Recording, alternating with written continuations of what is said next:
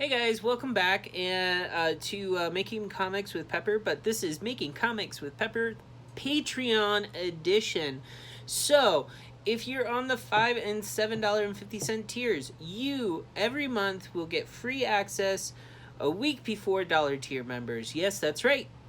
You get first dibs on videos, and some videos you get 2 weeks in advance from normal public viewing, which is for non-patrons.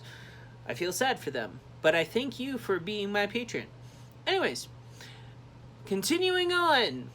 So, digital inking, where I've come from and where I will be going with it. This week I recently inked three pages for Campfire Stories of Lake Kiki Poppy, Chapter 2, Part 1.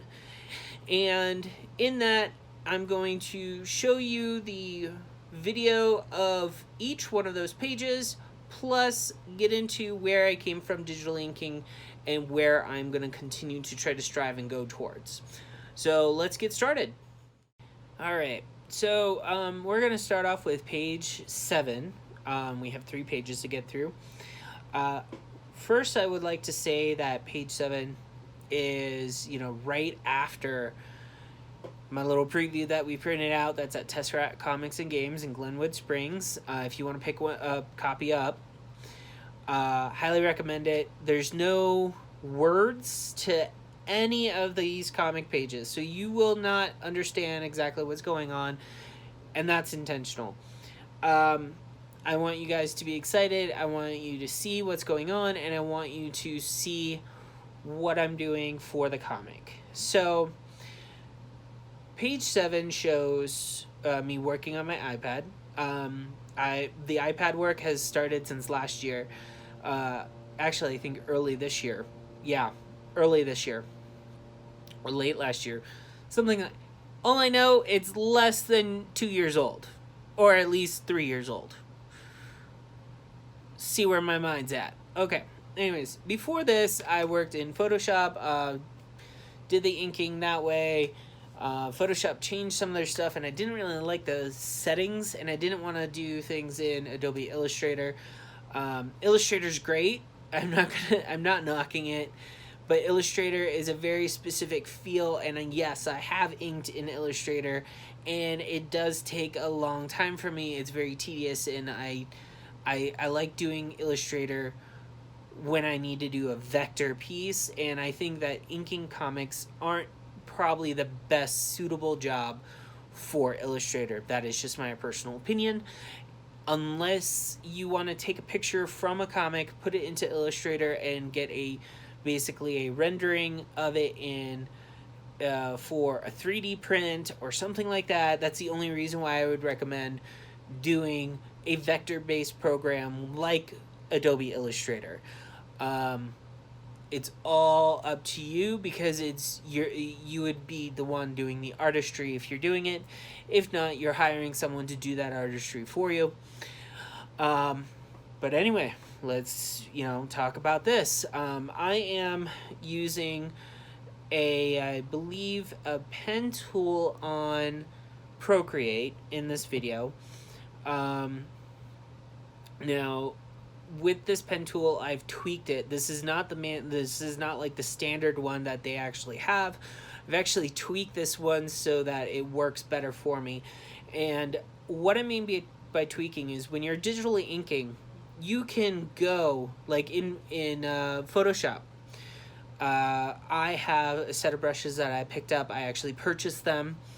I went ahead and I have like a bunch of them that I actually utilize while I'm doing drawing, digitally inking and all of that stuff on that program. And the reason why I bring this up is I do occasionally go back to that program and I digitally ink through my Wacom tablet, that I'm able to just basically go, okay, well, blah, blah, blah, blah, blah, blah, blah. There, I'm done. And it's quick, it's easy, it's painless, and basically I get it done really fast. Now, when I do stuff, say, like page 7, 8, 9, and I'm doing it on the iPad, it's a little bit different. I'm importing the images. those images go in.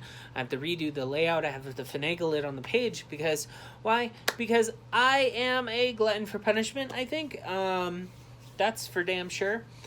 But outside of that, like, I enjoy the process that Procreate gives me, the freedom that I have towards it, all of that fun stuff. You can do a lot, you can do a little. It's up to you. So be it. But while I'm using the tools, which is like, like I said, a modified pen tool in the inking portion, because like Procreate comes with like different settings. I'm in the inking space, and I go down and I just tweaked all my tools so that they better suit my needs. And that's something that you actually have to learn if you're getting into digital inking. Take your favorite brushes. If they're not working 100% the way that you like, see if you can tweak them. If you tweak them, you always look for any program that you're looking for or you're working in. Make sure you are looking for the add button. If you find an add button, then that button is going to help you make sure that you add. Not just like put anything in, but just like you're adding a new brush based off of the brush that they provided you. If you just realized that we switched over to page 8, completely understandable. So page 7, that's where I was at. If you notice, there's not a lot of heavily like shaded things for these couple of pages, because the first couple of pages in this book of chapter 2 part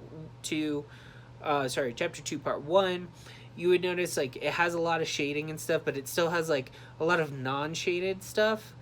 That's because it is cartoon colored, which means that my inking is heavily influenced on the actual coloring process, and that is what I'm actually really wanting to say is my digital inking process for Campfire Stories of Lake Kiki-Papi is that of I am seriously heavily influenced by cartoon coloring.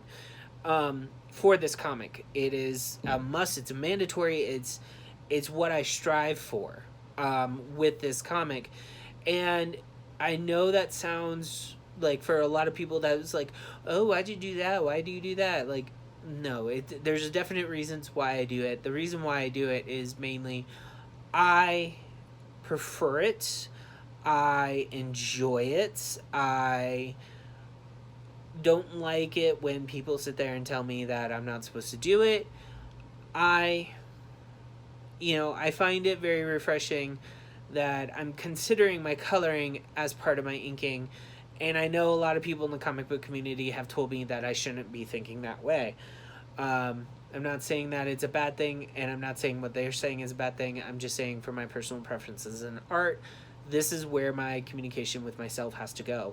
And when you're sitting there and you're talking about inking, a lot of people are like, oh, so what type of inking do you do? Do you do like a lot of hash marks? Do you do you do stroke indentations, all of that stuff? Do you do variations while you're pressing with pressure, all of that stuff?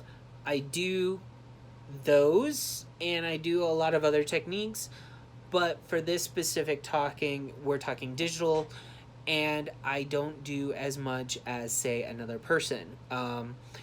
Main reason why is I am heavily influenced on my own coloring. Now, with that being said, where I'm going, because that's where I'm from, but we're gonna look towards the future, because that's where we need to go, and we're almost to page 9, and I want you guys to be okay and happy with the end result of this. So what it is I like telling the story, and by the cartoon coloring and the style of inking I do, I think I achieve for this. Now, I'm not the only creator on Campfire Stories of Lake Kiki-Papi. There's another creator, and so I also am influenced by that opinion and what that person wants, not just myself. So that is why you don't see a lot of hash marks, everything like that. Now, what I'm also going to say is probably counterintuitive to what I just said and what I had said about where I'm coming from. Main reason why is if I got a job where I was required to do that, I do have samples of that. Like, I have samples that I can prove that I can do that. Yeah, it's art is a very weird industry for a lot of people, and it's no exception. I am no exception to this ruling. I'm no exception to be, called out on by myself, no less, with this type of, mentality that I need to make sure that I have. But having multiple things and doing the capabilities of different types of styles, different types of aspects, kind of shows this what I'm doing in these videos, these inking videos, through Procreate was essentially I break things down. And I go what the story needs to go. I ink based off of the story. I don't ink based off of what I feel. Like, I look at the story and I ink off of that. It is what it is. It's going to be something that I always do. And I'm not going to stop myself from, actually doing it. However, wrapping things up a little. Page 7 is basically the 3 kids that ran off to the other end of the lake after lights out at the summer camp. They come back. They are discovered by the camp director, which is the daughter of the camp owner. And then we have one of the counselors that are actually in charge of that cabin, realizing that the 3 of them were gone after lights out, and he's, talking to her. The following page after that is them basically being scolded and throwing Billy under the bus. Billy is our main character. He's the, gosh darn it, he's not the instigator of everything, but they seem to blame a lot on him at the beginning of this story. So I just want to say I did not write this. I am the artist on this part. I did not heavily influenced the story at all. This one was total reins by writing wise by someone else. So I'll leave it at that. If you guys have any problems with that, you can take it up with him, not me. Please don't, because I'm going to direct you to him anyway. So anyway, page 9 is basically the scolding and the punishment. Basically, if you haven't figured out, 2 of the kids went into the lake after dark, and they come back with some funky stuff on them. You don't really want to have kids go to bed with, like, basically algae and stuff stuck to them. So yeah, like, that's where we're going.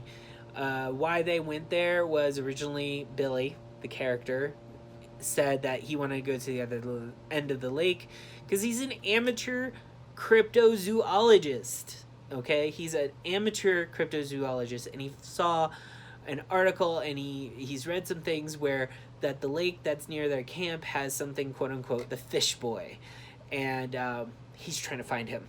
So that's basically on how they got there. But the reason why they stayed was, well, let's just say they couldn't resist the lake. 3 kids, 2 of them decide to skinny dip. Miss the 70s for some aspects of life. Anyhow, if you do end up skinny dipping or take the reins and go skinny dipping anywhere in the world, make sure that no one has a camera, A, because nowadays people take pictures, and B, make sure that you can find your clothes very fast if you are discovered, because no one needs to see you naked unless you want them to. And 3, don't get caught by the police, because that will make it very difficult for you in life. Anyhow, thank you very much. Thank you for listening to me ramble. I hope you enjoy this. If you have any questions about my inking style or what I do, I hope I clearly identified what I'm doing in this video. Just, message me. I'm good with that. If you are seeing this, thank you again for being a Patreon, and I will see you next week. Thanks. Bye.